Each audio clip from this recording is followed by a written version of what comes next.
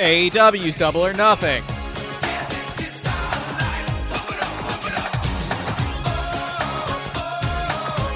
AEW's Double or Nothing pay-per-view.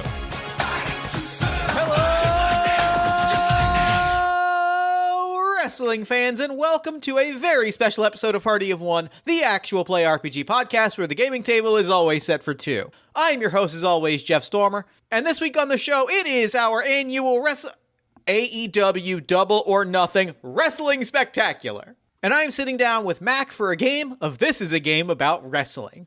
And honestly, the title kind of says it all. This is a game about wrestling. It's a game about the explosive matches and deep pent-up emotion that goes into every punch, steel chair shot, and body slam that happens in a wrestling ring. It is a game about queerness and love as it relates to professional wrestling. It is a game that I loved playing dearly. This game kicks ass. I really enjoyed it. I think you're going to really enjoy listening to it. You can find your own copy of This Is a Game About Wrestling at citadelofswords.itch.io, or you can check the show notes for more information.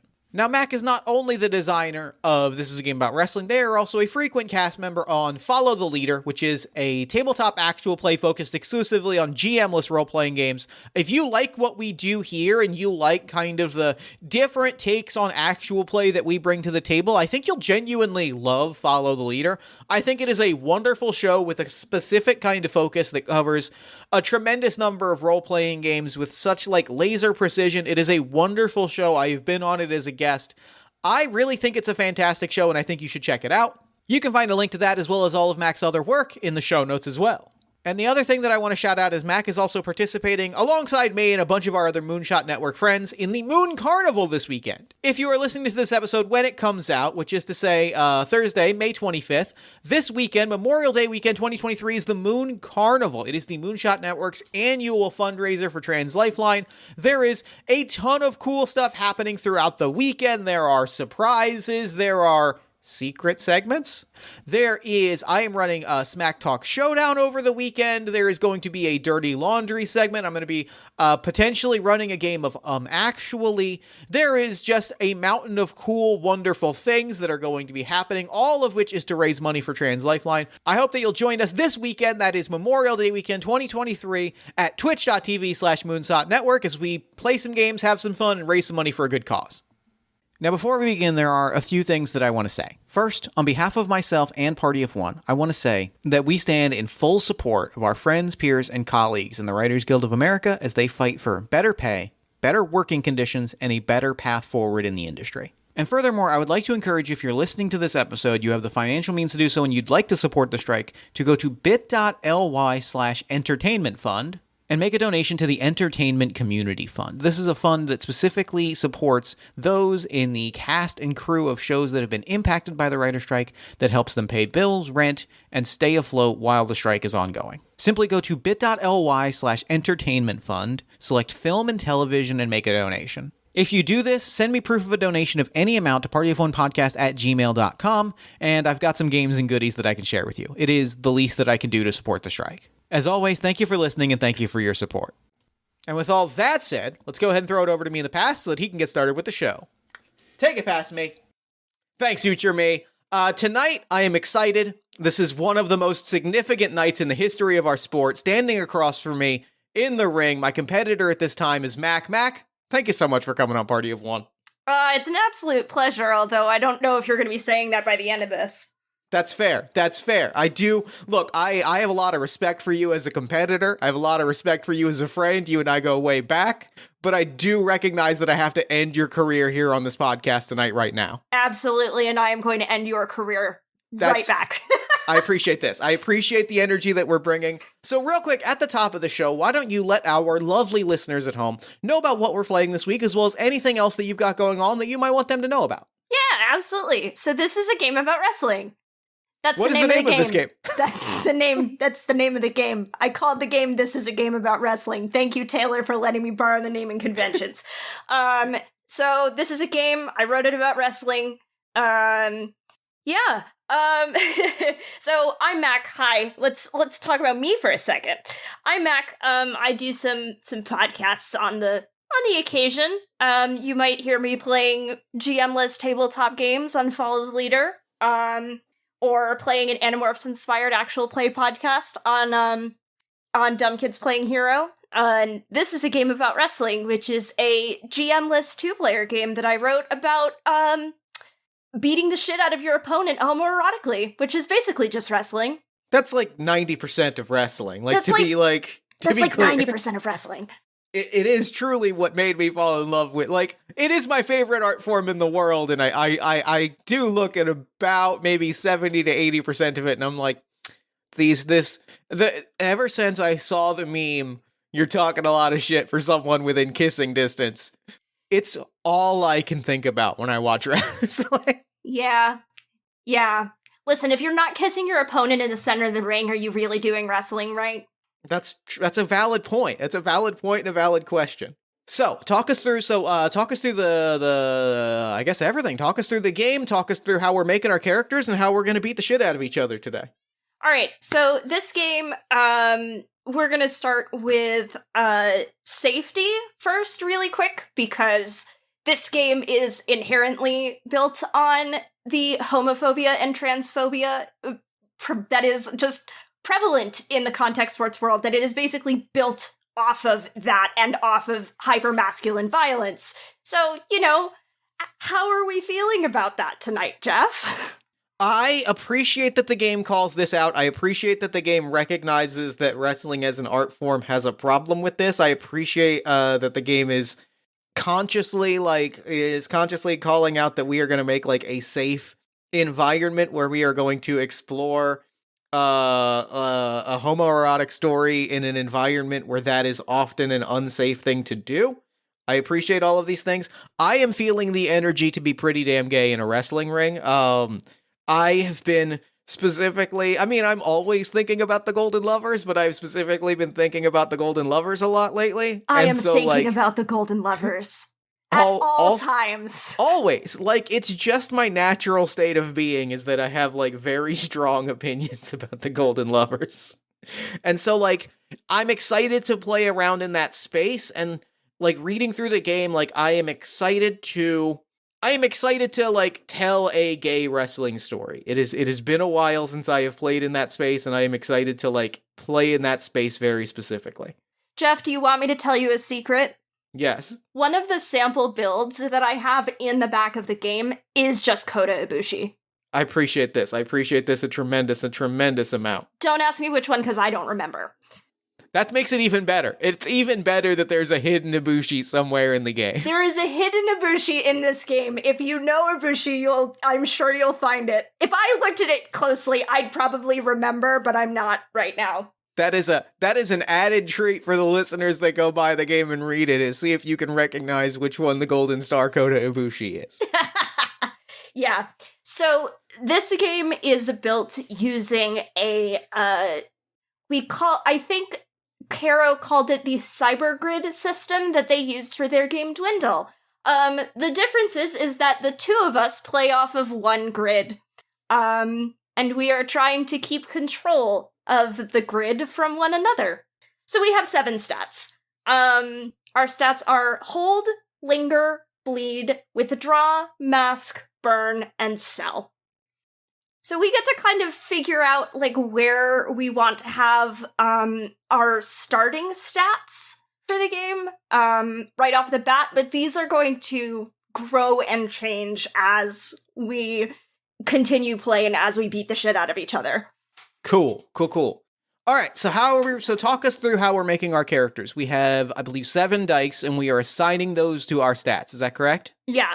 So depending on where they get placed in the grid, your dice can be used for either one of it because it's a 5x5 grid that's kind of rotated on its side. So you could have a dice that you put in to linger that will also work for mask, or a dice that you could put into bleed that could also work for mask, and then you would have 1 linger, 1 bleed, 2 mask. Got it. For example. So I'm gonna read through what the stats represent real quick. So we have hold, which is your ground, meet a situation halfway and face the music. Linger, just a bit too close for comfort, letting moments hang for an extra beat. Bleed, bare your heart, split at the seams, drop the act. Withdraw to a less charged distance, disengage from situation, escape and catch your breath. Mask your true feelings, disguise your intentions, close yourself off. Burn with everything you wish you could say or do.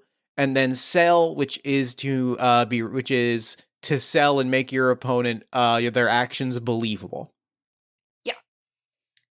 So since we are both putting our dice onto the same grid, it is also important to note that your dice can overlap your opponent's dice, and there are specific situations where, like, Jeff can roll my dice if he wants to, and I can roll his. I like that. I'm excited. So for reference, both for our reference and for the listener's reference, I am numbering the, if you're visualizing it as a diamond, the left axis, so the left diagonal axis, I'm labeling A, B, C, D, E moving up. Your right diagonal axis going down, I'm labeling 1, 2, 3, 4, 5. So the very top square in a 5x5 diamond I have listed as E1. And the very bottom square I have listed as A5. Okay, so going up from the middle, I guess? Yeah. Okay. I'm gonna figure this out, I swear. I'm gonna get so turned around at some point. Don't worry about it. I think I'm already turned around, but it's fine. It's fine. I'm going to think about my character gimmick first, and I kind of want to jump to how our characters feel about one another and the circumstances we find ourselves in, because I think that's going to tell me what I want my gimmick to be. Yeah. So we have 2 6 prompt options about how we feel about our opponent and the circumstances we find ourselves in. Do you want to pick an option? Is there an option on either table that you feel especially passionate about, or do you want to roll some dice and randomize it? We can roll some dice and randomize it. I will also say that there are some more feuds and some more matches at the end of the game text. And there's some weird ones. There are weird ones, and I do love them. I do love them a lot. So we can go as goofy as you want with it, or we can randomize it, or whatever we're feeling. I appreciate this. Let me look through the options for how you feel about your opponent. Former tag partners, parted on bad terms. A young up-and-comer jealous of a veteran. The veteran torn between mentoring the rising star and wanting to usurp their place. 2 veterans trying to find that old spark again. Literally just 2 guys.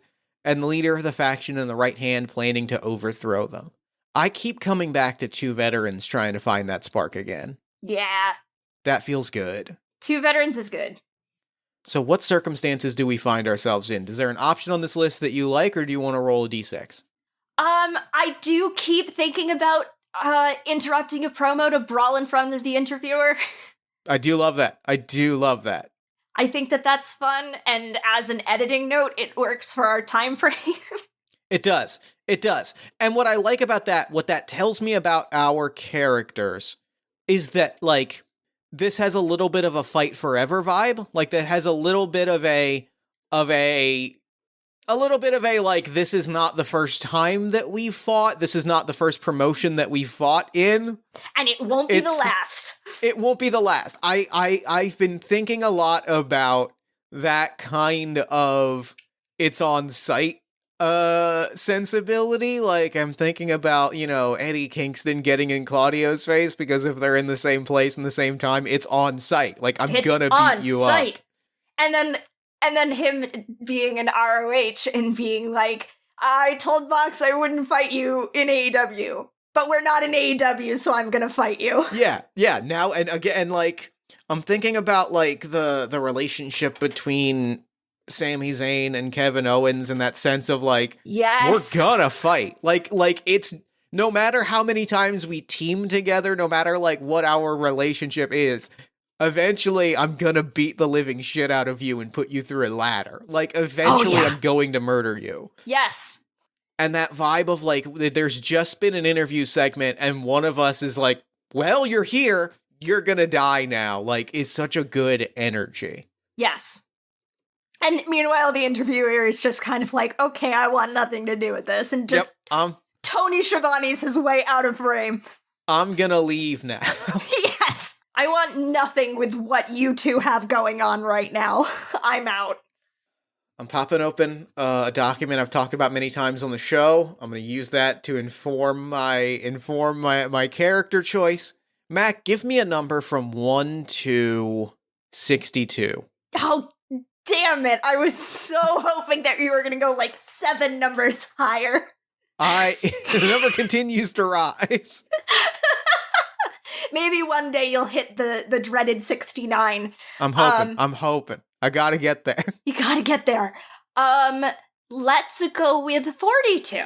42. My name is Misery May. Oh, so good. Misery May is a great name. Misery May.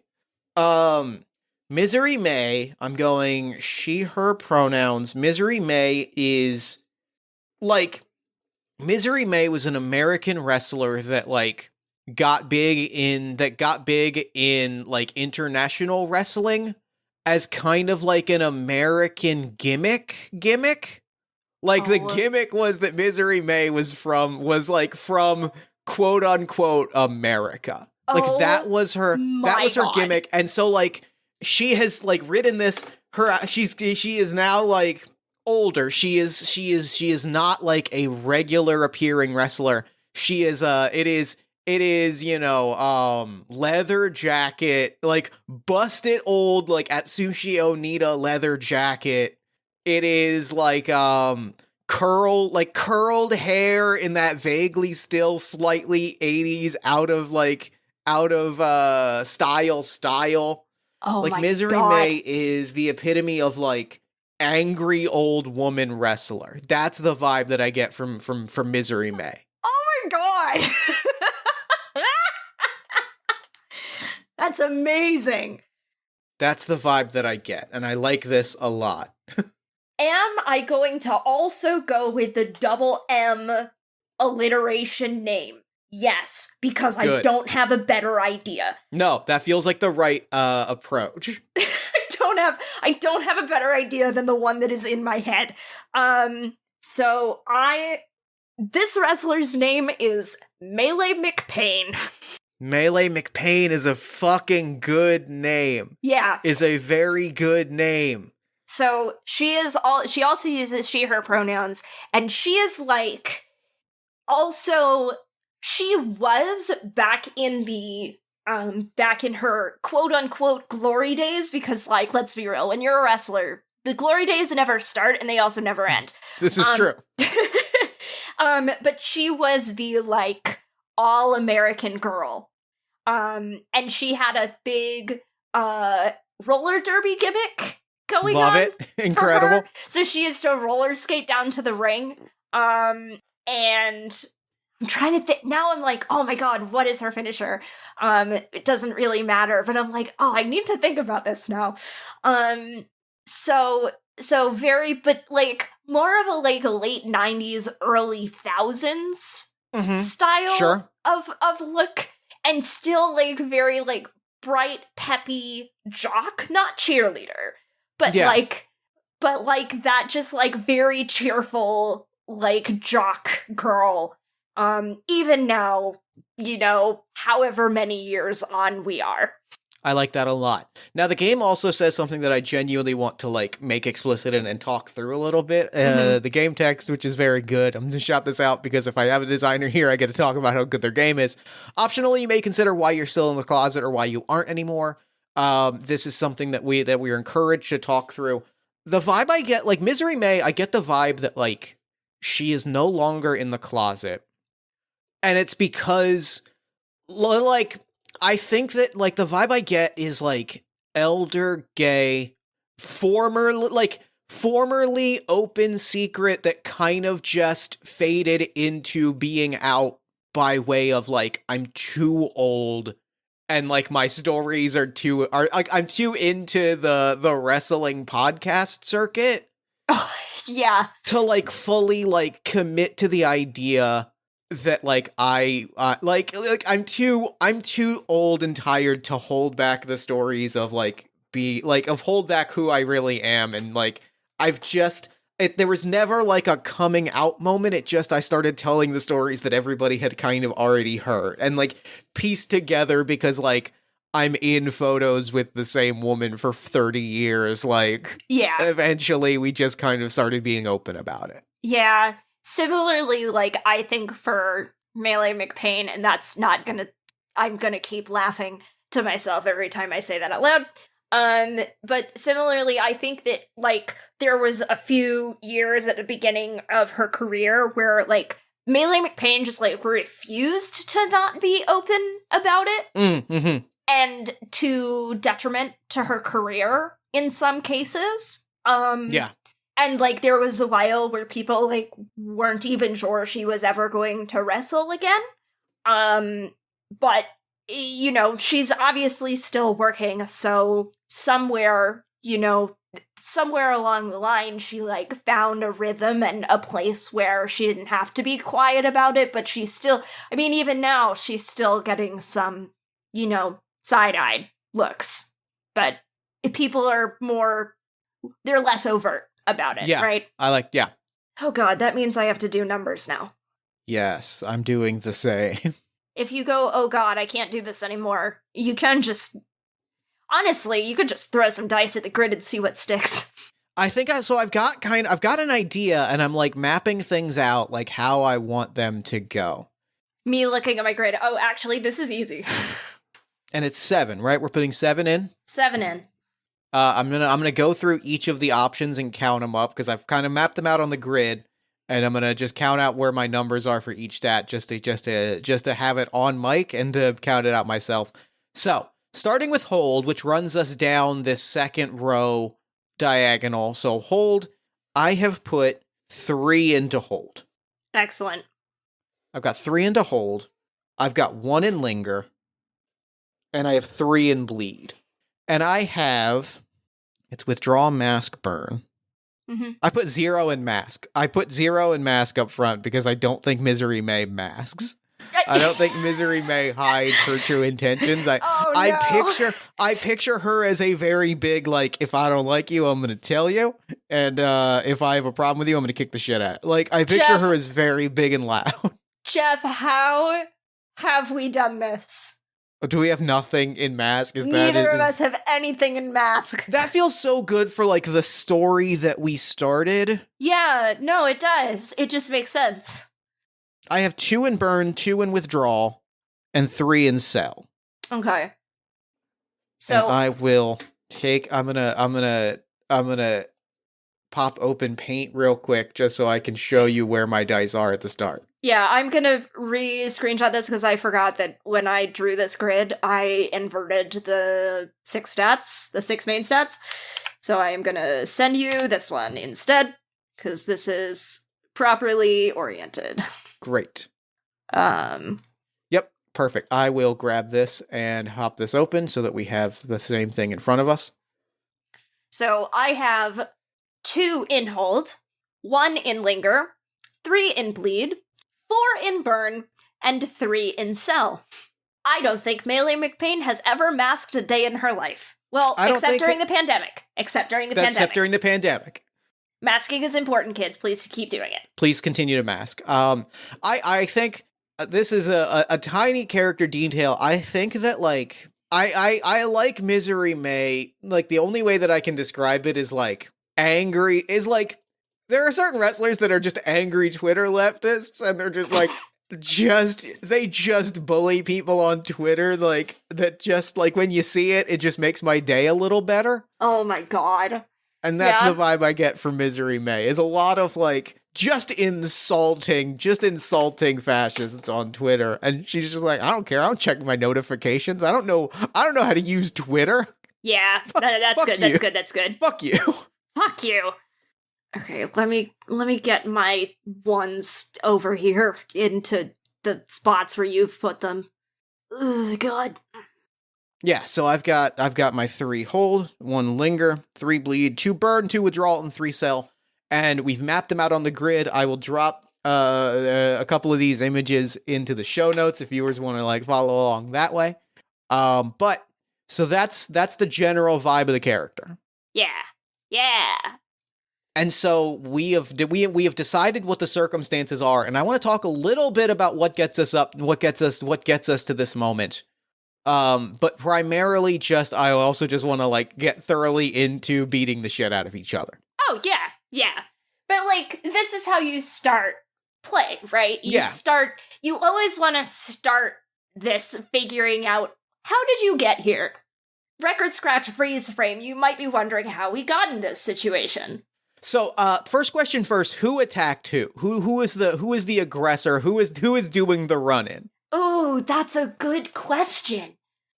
Oh, man, I guess I want to know what the promo is about. I want to propose, because I like the dynamic that Misery May is the one being attacked, is cutting a promo and getting attacked. Mm-hmm. Because, like, there's like an older wrestler energy that I really love, and that is, like, there's an energy of, like, I am an old heel wrestler, but, like, I'm not really, like, I'm almost too tired to continue to, like, you know what I mean? Like, yeah. I'm too tired to be fully evil, so I'm just kind of here to have a good time.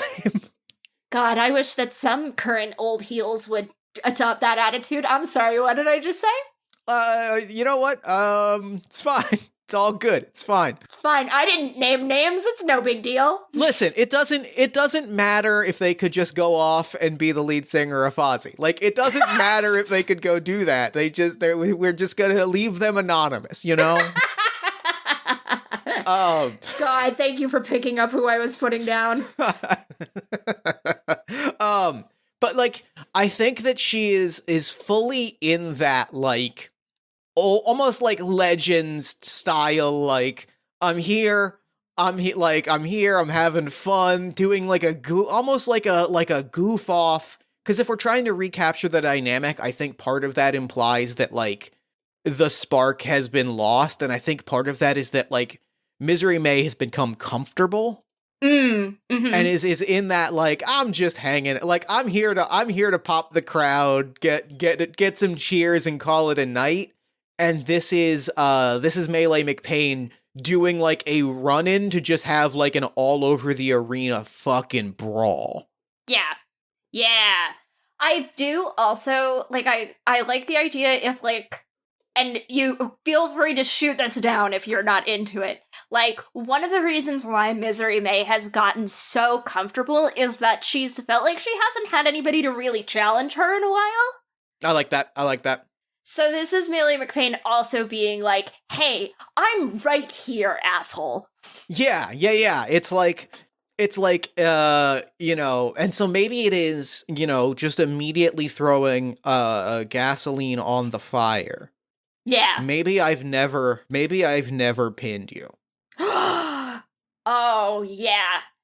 Like, if we're, I mean, if we're name dropping the Golden Lovers, maybe we're pulling a Golden Lovers of, like, maybe it is truly, like, I have never cleanly beaten you. Yeah.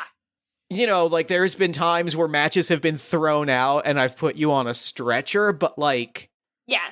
I think you've always won the time, feud. Yeah, there was one time that you won by disqualification. Yeah. Or like ref stoppage where, like, you didn't tap, you didn't get pinned, like, the refs called it because I got too violent. And, like, that, cause, like, I'm such a fucking sucker for the line, like, you never pin me. Like, I never said I quit. You never pin me. Yeah. That's such a good vibe. Yeah, and now it's been, like, and it's been years since that feud, and I'm like, hey, no, you're not allowed to get complacent. Yeah. You can't retire until you've beaten me clean.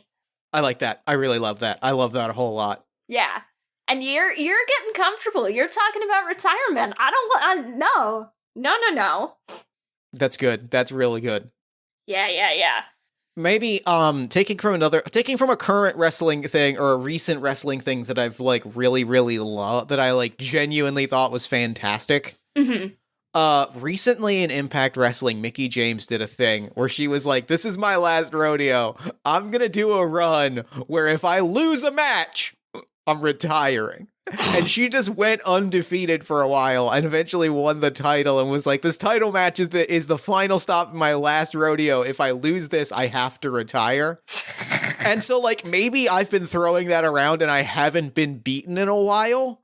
Yeah. So there is that undercurrent of I'm either going to lose to you and prolong your career, or I'm going to end your career tonight. Yeah. Yeah. And there's a sense of, like, I'm like, if we get into the ring, like, you could just pin me. Yeah. But, like, maybe not in front of the kids. Sorry, what? I like that. All right. So, talk us through how we start the actual rolling of dice. So it kind of just is straight up and down vibes.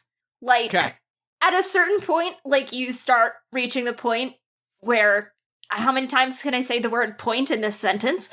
At a certain point, you just kind of go, okay, this is a point at which I think I need to roll to find out what happens next. Got it. So then there's kind of a control flipping situation. So, like, I can roll some dice and find out how this first punch, I guess, goes.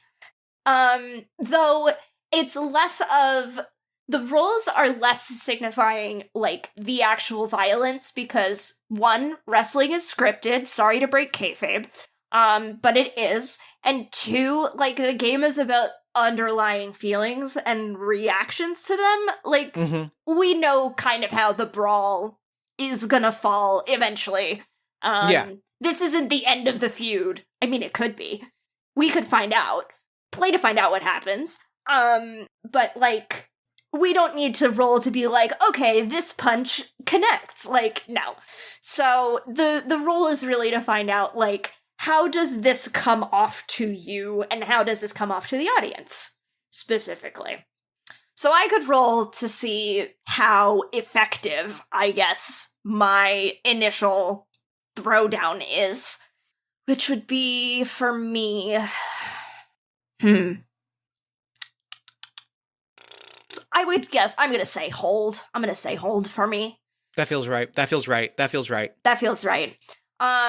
So I roll, and then I roll all of the dice that are in that column for hold. And I take... Which is 5 dice, unless I am mistaken. No, it's just 2, because I'm only rolling my dice here. Oh, got it. You're rolling your dice in that column. Got it. Yes. Okay. I'm rolling my dice, and I move them off of the grid. Got it. Okay. And then whatever my highest result is what I end up taking. So I have to go roll 2d6. How do I do this again? It's been a while since I've used the dice bot. 2d6.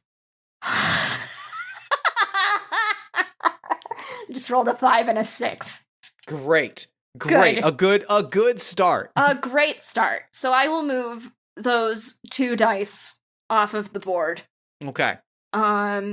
So a 6 is a success. Whatever I wanted happens, more or less.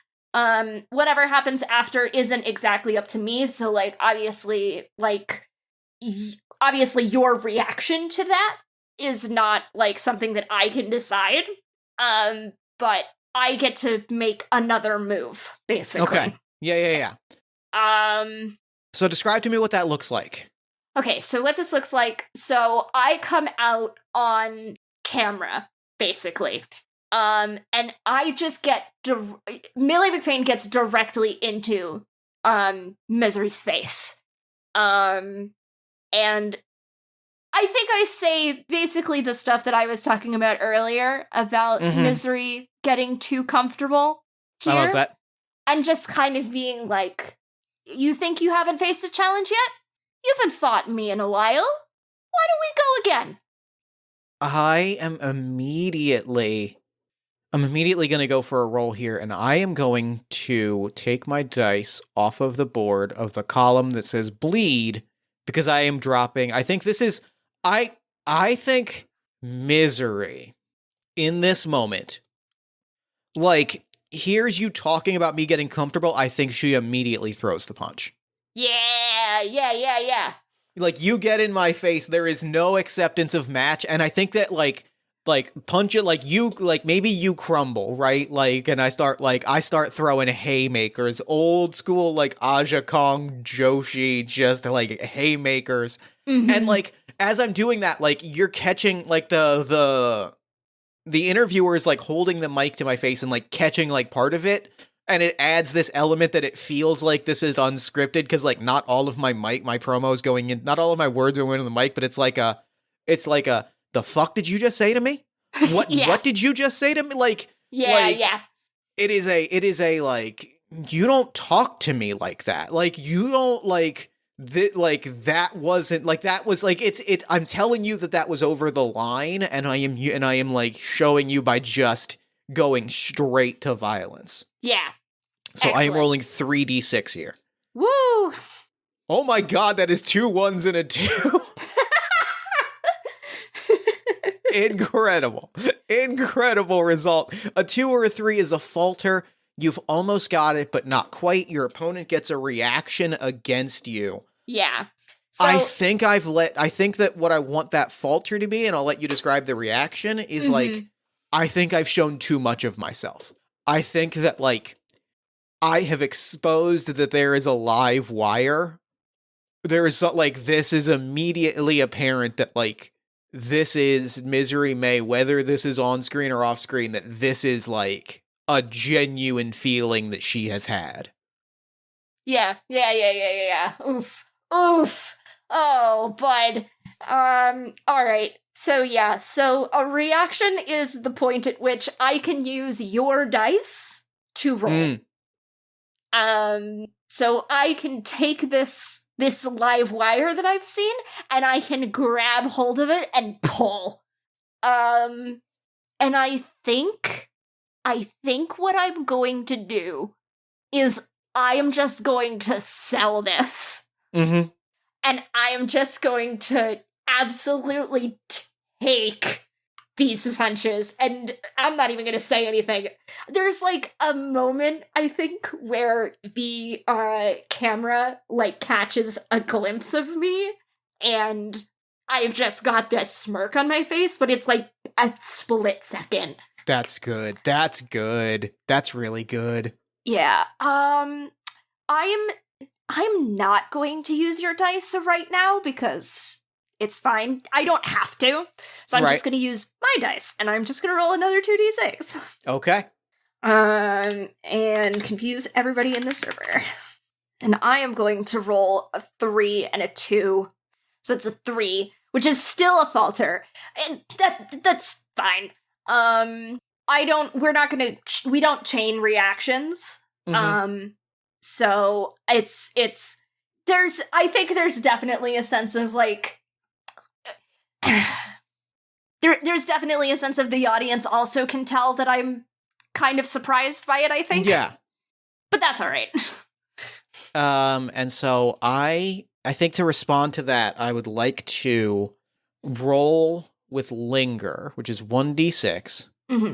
Because I think that what happens is, like, I've been throwing haymakers. I think I grab you up and, like, I grab you up, I throw you into the artificial, like, stage backing of the interview thing, and I'm like, get up. Like, you want to fight, do it now. And, like, I'm letting the moment linger of, like, I'm letting that moment live of, like, I am, I have immediately shown you violence, and I'm letting the immediate shock of that, like, I'm letting it sit for a moment. And I'm kind of, like, daring you to take the next move, almost like as a desperate kind of, like, I need you to acknowledge what I just did, and right now you're just kind of, like, smirking at me. I need a reaction from you. Yeah. Good. That is a 1. That's good. That is a 1. That's a good time to roll a 1. That is a failure. I got it wrong here. Describe how you lose control of the match. Control flips to you, and I get to replenish my grid. Yes. So let me do replenishing first, just so you know. When you replenish your grid, all of the dice that you've already rolled, you can now put them wherever you want. They don't have to go back where they were. You can reassess what you might need for the coming part of this situation.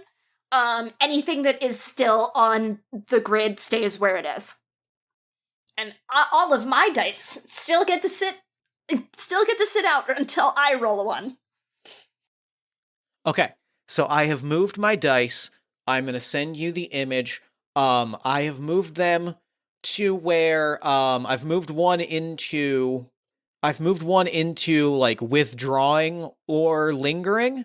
I have put 3 into mask. I think that like it is time. I think I am realizing that I have shown too much of myself, and that is 1. So that is 3 into mask, 1 more into bleed, 1 into linger, and 1 into hold. So I am sharing with you this graphic. So my general mindset, I think at this moment is like, I think that like this failure, however you want to spin it, I've realized that I have shown too much of myself. I went too open, too honest, and like we get maybe a brief glimpse of an oh shit, I fucked up face. Yeah, okay. Interviewer by this point has skedaddled. Oh fuck, run right off. Interviewer is gone. Interviewer is like, I want no part of this. I think I am going to linger, which means I am going to roll 1d6. And I am just going to get right back up into your face. And, like, obviously the tables have now turned. And because the mics are all gone, the audience cannot hear what I am saying. But I am telling you, for your ears only, you're talking a big game. But you gotta show me. You gotta show me what's going on inside that pretty head of yours, 'cause I'm not seeing it right now.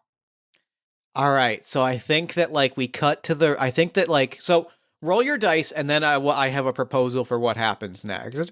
Excellent. I am going to roll 1d6. I am not going to accidentally add an F into this thing, and I just rolled a 6. Great, good. I'm gonna have no dice. So I rolled a d6 in front of me. Mm-hmm. And what I wanted to find out was because there's some tables of match stipulations which are great. And I rolled the best possible number. Uh-huh. Because I'm looking at the 2d6 tables of match stipulations, and we either have a last man standing match, which for non-wrestling fans is a match where the only objective is to beat up your opponent so badly they don't get up after a 10 count, or we have a loser stays in town match. Instead of a loser leaves town match, loser stays in town. Last man standing feels so good, especially like I think like we get the shot of. I'll let you describe the success, but I do love the idea that this segues perfectly into us having a match where the ending is just going to be one of us doesn't get up. Yeah. I think that this. I think that this success is mostly just like. The audience goes fucking nuts for it, right? Like, the audience, I don't know about you, but I love when I can see that a wrestler has said something to their opponent. Yeah. And I have no idea what they're saying. It's the sickest thing. It's the sickest thing. And, like, you know that half the time it's them talking about, like, the next call. But, like, you know, it could be sweet nothings. This is me calling out wrestlers that I like. Nobody mumbles weird bullshit in professional wrestling quite like Kenny Omega in someone's face. Just muttering shit. Muttering shit. Pour one out for Kenny Omega. Light of my life. Constantly just bug-eyed muttering shit. Kenny Omega gets a shout out at the end of this game, by the way. I do appreciate that very much. So, yeah. So what does that success look? So the crowd, you maintain control. So like, what does it look like when we bleed into, are we getting in the ring for a formal match, or is it just that the fight is bleeding over towards the crowd? No, the fight's just bleeding over towards the crowd. That's sick. I I love when commentary is just like, well, I guess this is happening. This was not scheduled. Do you know what I think would be really fun? This is still in my head. I shove you through the interview wall. Oh, that's Or it's like sick. a curtain. Yep. And it's revealed that the interviews are just happening on the other side of the entrance ring, so you just spill onto the ramp. That's so sick because it creates I think like for the viewer at home, it creates this image that like this fight has shattered the illusion of like wrestling as a whole. Like we always know that those promos are happening just behind the ring, but like suddenly that contract that like this is a different space is shattered. Yeah. And so the crowd like was fully just like watching it on screen and was like watching this and cheering, and then suddenly like you hear a section of the crowd just go nuclear. Yeah, they just go naughty. That's great. And then it's like, so I think like I just start. We're just gonna start going to town, right? Mm-hmm. Yeah. There is a sense I think that you get, and that the audience that is like nearby gets, that there are things that I'm not saying, and I am using my last 2 dice, and dear fucking God. God. I'm using my last 2 dice, which are in burn. Mm-hmm. Because there is a sense that I am still holding something back. That's so sick. Like, that's like fine, because it is putting more, like, I'm using violence to say the things that I'm not. Yeah. And that's the whole dang point. But, like, maybe it would be better if I just said it out loud. Hey, Melee. That feels good. Hey, Melee, go to therapy. Sometimes therapy is throwing someone through a barricade and having a brawl. Sometimes this is what you need to get closure. Jeff, I just rolled 2 1s. Fuck yes. Great. Good. Perfect. So replenish your dice pool. It would be better if I just said it out loud, right? As you think about where you want to place your dice pool, I am going to take control because I do know like what the cruelest thing that Misery May could do in this moment. Mm-hmm. And that is that I am rolling 3d6 for mask. Oh boy. I think feeding off of that crowd energy, right? Like the crowd like is feeling the sense that you are not saying something. Mm-hmm. And that makes Misery May's like stone silence that much more noticeable. Like there is a clear sense, and I think that like as the crowd bleeds out, there is a clear sense that like you are fully on the offense, and like Misery May is doing the coolest shit on the planet, which is the hit me. Oh, is that the hardest you got? That's your best hit? Like is the international symbol for I want you to hit me harder, which is 3 slaps on the side of the neck. Yeah.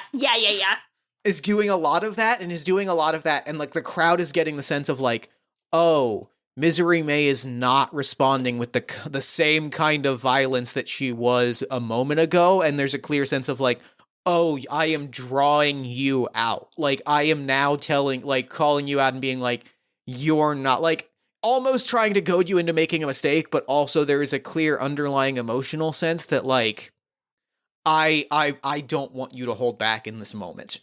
And if I have to hold back to make you do that, that's what I will do. Yeah. I have sent you updated grid, having already removed your 3 mask die. Great. So I have, for the listener, put 3 into hold, 2 into linger, 2 into bleed, 2 into burn. Hold on a second. Brain? Hello? Yes. 2 into burn, 2 into withdraw, 2 into sell. Okay. Yeah. I'm like, can I read my own grid? Yes, I can. And 1 into mask. I did put 1 in mask. Wow, I'm so good at this. That, you know what? That's what the visuals are for. And this will be in the show notes for listeners because let me tell you something. I honestly am really enjoying having the image representations of the fight. Like this is I know that we're doing this via paint image by convenience, but having like a play-by-play graphic, sick as hell. Yeah. All right, I'm going to roll my 3 dice. That is 2 5s and a 2. So a 5 is, I believe, a success. Success with a threat. Success with a threat. You get to react. What you wanted happens, but it'll cost you. It can be time, positioning, stamina, or giving your opponent a reaction. I think it's positioning. I think it's positioning because I think that, like, I think what I wanted was for you to go all out. Mm-hmm. And boy, howdy did I get it. Yeah, I was gonna say, I was like, if you goad her, we can go. I think that that's the thing, is I think that, like, I think it was a sense of, like, it's that vibe in a wrestler's face. Yeah. When they realize that they have just fucked around and that it is now the find out time of the evening. It is now the find out time of the evening. Now is when we find out, like, there's that sense of, like, I am, like, you know, kind of smirking and doing the, like, slap of the neck of, like, you're not really hitting me. And then I see your body language change. I go stiff. And you see, like, the camera just catches a second of, like, my face drop of, like, oh, shabam. Yeah. And I go stiff. Yeah, like, it goes rough. It is bad. The joke that I had coming into this session was, I was like, why didn't I put in a stipulation for a match that's just a gay chicken? And I was like, that's every wrestling match. That is every wrestling match. That's just every wrestling match. That's what's happening right now. We're playing chicken, and I have decided that I am not chicken. I'm just gonna call it out because we have to be on our bullshit at all times. I think this is the moment. This is the moment where blood happens. I'm calling it out because we're allowed to, because this is make believe. This is make believe. And this is also, when the blood. Did you watch Revolution on Sunday? I have not watched it yet, but I heard extremely good things about the Hangman Mox Bloodfest. Oh my god, that was match of the year for me, and it is March. But yeah, we all know that given the drop of a hat, someone's gonna bleed. Yeah.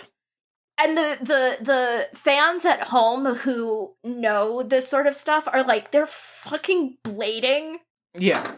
In a post-interview brawl, and it's like, yes. The answer is yes. Yeah. These two go hard.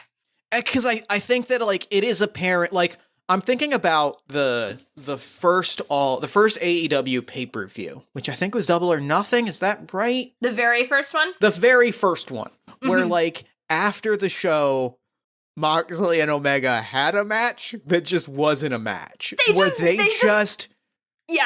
They just spent 20 minutes just putting each other through tables and shit. That's the one where Mox threw Kenny off the top of the stack of chips, right? Yeah. Where it's so like, that was Double or Nothing. There's not a match. It's just... And I think that's... The no crowd holds barred beatdown. Yeah, the crowd has realized, like, whether or not this is, like, a bell is going to ring, this is a match. Like, this is unfolding. Yeah, the refs are starting to come out. Yeah. But they can't get to us because we're in the crowd, so they're trying to figure out the way to go. Yeah. I don't know where this is happening. I don't know if we're in an indie, like, one of those, like, indie setups or in an arena, but either way, like, the refs can't get to us. There's too many people. And the people are like, no, don't get to them, please. Yeah. Actually, what if one of us does the Wardlow, just beat up the security guys holding you back and just throws themselves back at the other person? That's sick, and I think I'm gonna say for you to roll... I think that's gotta be bleed, right? Like, I think that feels like it's gotta be a bleed roll. Yeah, that's good. Okay, I'm gonna roll. Because, like, you're in the dominant position right now because, like, you've beaten me bloody, and I think that that's when the refs kind of get to you and start grabbing, and that's when, like, there's the, all right, I guess this is, oh no, it's not over. And here comes Bailey McBain with the steel chair. Again. Okay, here's my dice. I'm forgetting how the shift key works. I'm moving my dice off my grid, because if I don't do that now, I will forget. And, hey Jeff, how do I fuck it up? God, Rolled two ones again! Fuck. Which Which means I get to put those dice back, by the way. Does mean you get to put those dice back. I think that what this looks like, I think that, like, even if, so here's what I'm going to say, because I'm going to take back control. Even if I underestimated you, even if I maybe underestimated how hard you were going to go, in the long run, you still played into the plan. Yeah. Right? Yeah. Like my goal was still to get you to throw everything at me, because I knew that at a certain point, like, you would slip up in a way and I'd be able to, like, take back control. And I think that's what happened in this moment. That is what happened in this moment. Like, you throw, like, hey, I'm gonna say, you specifically throw a ref at me is the first thing that happens, because, just, like, if, like, this is, at 11, I think a ref, the idea that, like, a suspiciously fit ref is just hurled at me. Yeah. Is great. Congrats, jobber. Yep, look, that's gonna go on Twitter. They're gonna be thrilled about it. The local talent are really earning their paychecks tonight. And you throw a ref at me. I get bowled over. I'm rolling down the ramp. I'm at ringside. You come running for a dive, and I grab you and do a belly-to-belly suplex into the apron. Ooh, oh, that's the hardest part of the ring, Jeff! That's the hardest part of the ring! And, like, it's just one fluid, like, catch midair, spin around, blast. I'm gonna roll one, and I am gonna use this to roll 1d6, and then I'm gonna have you describe where your dice are now. I'm gonna use this to roll 1d6. What's your d6? I am rolling my linger. I think that is, that's a moment to just, like, I stand up, like, you have been, your spine has been smashed by the apron, and I just, like, get up to, like, take in this moment, right? Like, this is me revealing to the crowd that this was my plan to draw you out, and, like, I'm now, fuck, yes, good. I'm doing my favorite thing in wrestling. Matt, can I tell you what, like, legitimately might be one of my favorite things in wrestling is? Abso-fucking-lutely, Jeff. What's the symbol for wrestling for I'm smart? It's the fucking, yeah. 3 taps on the forehead. Yep. I love it. Anytime somebody does that, I have the perfect reaction to this, but I need to hear your numbers first. You will never hear me pop harder than when I see somebody tap their forehead 3 times to tell the audience, I'm smart. I'm so smart. Oh, good. That's a 6. That makes me so unbelievably happy. Good. You win these. I think that, like, so tell me what the reaction is either way, because I think that, like, what this looks like is, like, I think that the reaction that I want, what I want a 6 to be, is O's. It's not boos. It's not cheers. It is a shock, like, oh, like, you know what I mean? Like, it is that, like, oh, Melee might be legitimately hurt. That was ugly. It was like, oh god. Oh no. Yeah, and from the ashes rises the double middle finger. Oh, great. Excellent. Good. So where are your dice at right now? Okay, so I have, I only had 2 to move, so I only moved 2 of them. So I have, 3 in hold, 3 in linger, 1 in bleed, 2 in sell, 1 in mask, 2 in withdraw, 2 in burn. Okay. Got a nice even spread here.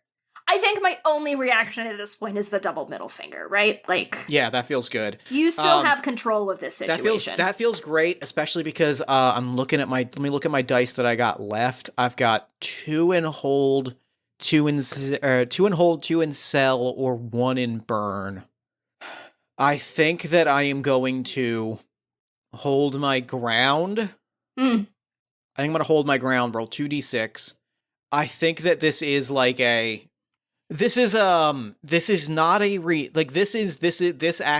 a reaction to you, as I think what holding my ground represents. Like, it would be easy to get riled up. Yeah. And this is me just being like, no, you don't understand. I'm gonna, like, you don't understand. I'm gonna destroy you. And I think it is a pick up. It's a power bomb through a table. You're going through a table today, is what is about to happen. Yeah. That is a 3 and a 4, which means you get a reaction. 4 is a success with a threat, so give me a reaction. What does the follow-up to this look like? Okay, I go through a table. And you can use any number of my dice. Yup, sure can. I'm not going to. You only have one left. It could make a difference for me. But you do only have one left. I am going to take bleed as literally as I can. That feels good. That feels good. And I am going to I'm already... Which one of us is split open? Are both of us split open? Oh, at this moment, like now that you're through the table, we're both, it's buckets on both ends. Buckets. And I think I just fucking spit in your face. Oh, gross. And I'm just like, haven't pinned me yet, asshole. That's really good. Yeah, that's it's 1d6. It's not really gonna go well. Maybe. We'll see. I mean, it could. It could. I've also kind of been rolling terribly. I think I need to recalibrate this dice spot. It's fine. Is it another one? It's another one. My God. So it gets it all wrong. I think I roll you into the ring. Yeah.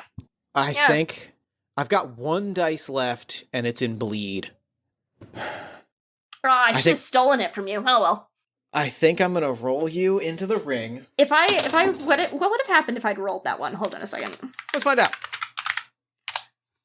Okay, something's broken with this dice spot, because that's my 6th one. I think your dice spot might be broken, Mac. I think my dice spot might be broken. Mac, do you want to re-roll that dice with not that dice spot? I don't know where to roll it. Hold on a second, I gotta find another dice spot. I guess I have to roll 21. Hold on. It's also random.org if you just put in a number from 1 to 6. Yeah, hold on a second. If I get a 1 here, I quit. Seriously. Min, max, 1 to 6. The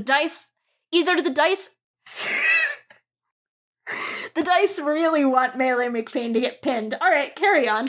Was that a 1? I'll screenshot this for you. Statistically, this is wild to me. Statistically, this is, like, unreal. This is incredible. I'm blown away by this. I love dice luck. Yeah, I think that... Who needs astrology or divination when you have shit dice?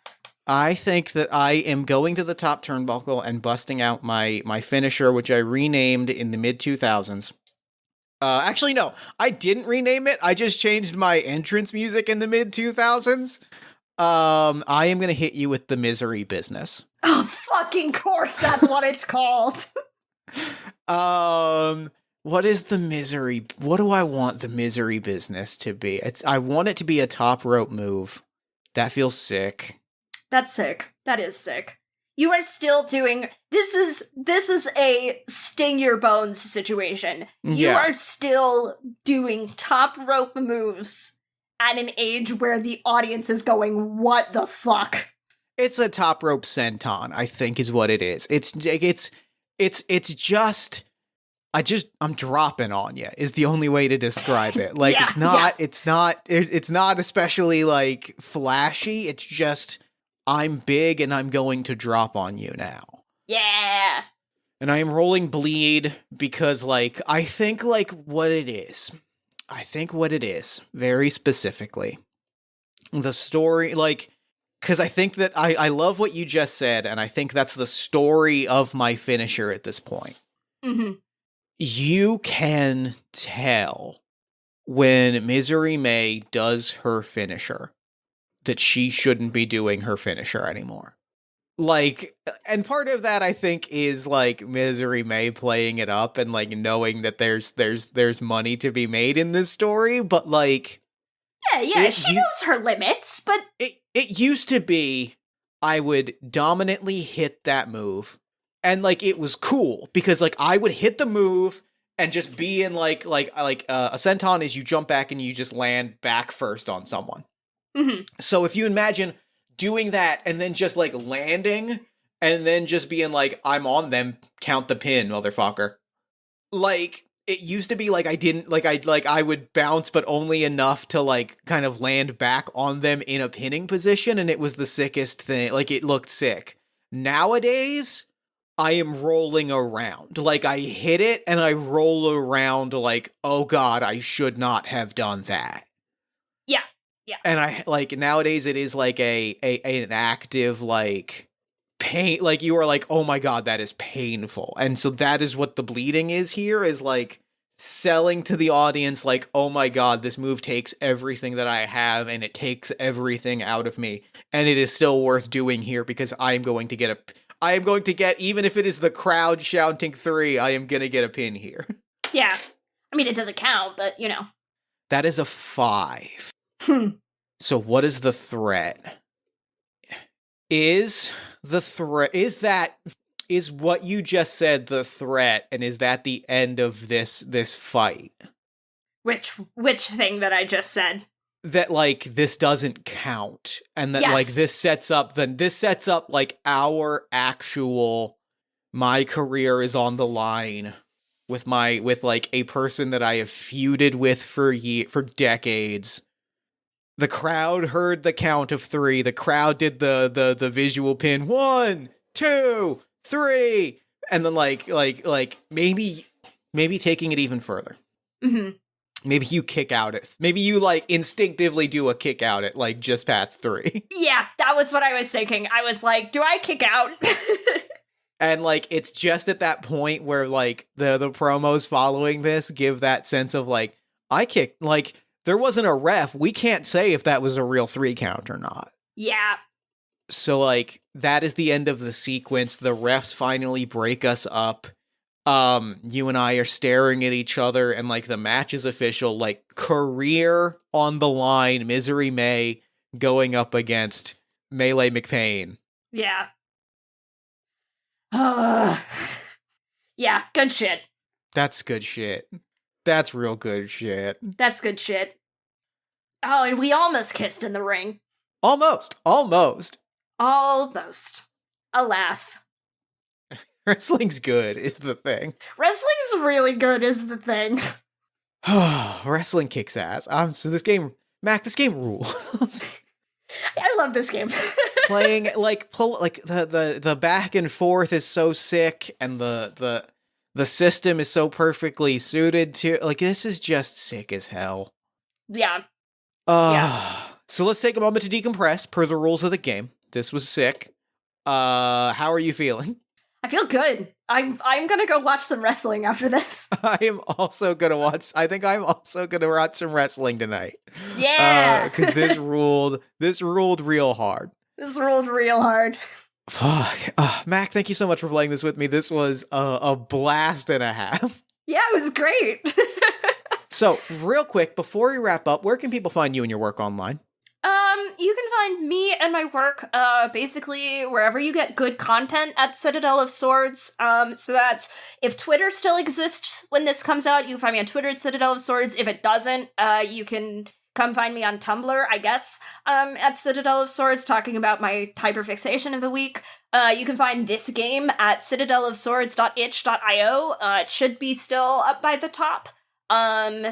And if you want to hear my voice, I'm currently on a mini hiatus from my podcasts, but you can find me on the backlog of Follow the Leader or Dumb Kids Playing Hero. Love it. Love it. Thank you so much again for playing this with me. I had the best time, and now I am going to throw it over to me in the future so that he can wrap up with the show. Take a future me. Thanks, past me, and thanks again to Mac for coming on the show. Fuck, I love wrestling. Like, I genuinely just really love professional wrestling, and that game was a pitch-perfect encapsulation of what it is I love about this art form. God, what a good episode. What a fun game. What a great experience with a good friend. Anyway, be sure to head to citadelofswords.itch.io for your own copy of This Is a Game About Wrestling, and be sure to check the show notes for all of the things that Mac is working on. And be sure to follow them on Twitter at Citadel of Swords. Then while you're on Twitter, follow us at Party of One Pod. Like us on Facebook at facebook.com/Party of One Podcast. Find us on TikTok at Party of One Podcast. Find us on Tumblr at Party of One Pod. Subscribe to our newsletter at buttondown.email/Party of One Podcast. And join our Discord community at bit.ly/Party of One Discord. If you enjoy the show, there's a lot of ways to support it. You can support us financially at patreon.com/JeffStormer or Ko-fi.com/JeffStormer. You can give us a nice iTunes review, shout us out to a friend, give us some love on social media. You can buy some Party of One merch at bit.ly/Party of One merch. Or, if you're looking for more great podcast content, you can check out All My Fantasy Children, which is a character creation, storytelling, and world-building podcast that I make with my best friend in the world, Aaron Catano-Saez. We take a listener-submitted prompt and spin it into an original fantasy character, populating a shared universe one story at a time. You can also check out Yazeba's Bed and Breakfast, which is an actual play about a heartless witch, a cozy house, and the many people making their homes inside. Both of those you can find wherever you get your podcasts. Party of One is, as always, produced and edited by Jeff Stormer and Jen Frank. Music for this episode comes from the song WrestleMania by the stars of WrestleMania. And the Party of One logo is by Evan Rowland. If you'd like to inquire about advertising rates, coming on the show as a guest, or about press coverage of the show, you can email me at partyofonepodcast@gmail.com. And, unless I am mistaken, that is all we do here. So until next time, thank you so much for listening. Remember to fight the forces of fascism every single day. Remember that self-love and self-care are radical and defiant acts of resistance. And as always, party on, everybody. AEW's Double or Nothing pay-per-view.